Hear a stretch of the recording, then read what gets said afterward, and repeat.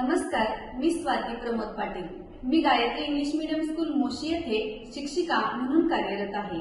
आमच्या शाळेचे संस्थापक आदरणीय श्री विनायक भिंगाळे साहेब यांचे एक स्वप्न आहे की आमच्या शाळेत शिकणारा प्रत्येक विद्यार्थी हा नोकरी करणारा नाही तर नोकरी देणारा झाला पाहिजे आणि म्हणूनच असे विद्यार्थी घडवण्यासाठी सर नेहमीच आम्हाला विविध इन्स्पिरेशनल व्हिडिओज पाहण्यासाठी ऐकण्यासाठी प्रवृत्त करत असतात।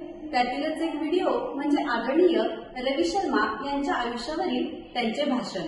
त्या भाषणामध्ये रवी शर्मा सांगतात की ते स्वतःला खूप नशीबवान समजतात, कारण की त्यांचा जन्म एका गरीब कुटुंबामध्ये झाला। गरिबी जवळून पाहिल्यामुळे अनुभवल्यामुळे त्यांनी आयुष्यामध्ये श्रीमंत बनायचे ठरवले आणि लवकरच ते एका मोठ्या कंपनीचे सीईओ झाले।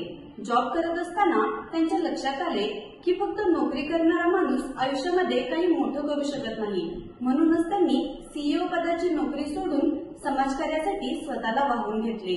फक्त स्वतःचा, स्वतःच्या कुटुंबाचा, स्वतःच्या स्वार्थाचा विचार न करता दुसऱ्यासाठी, समाजासाठी काही करणे ही गोष्ट खरंच माझ्यासाठी खूप इन्स्पिरेशनल आहे।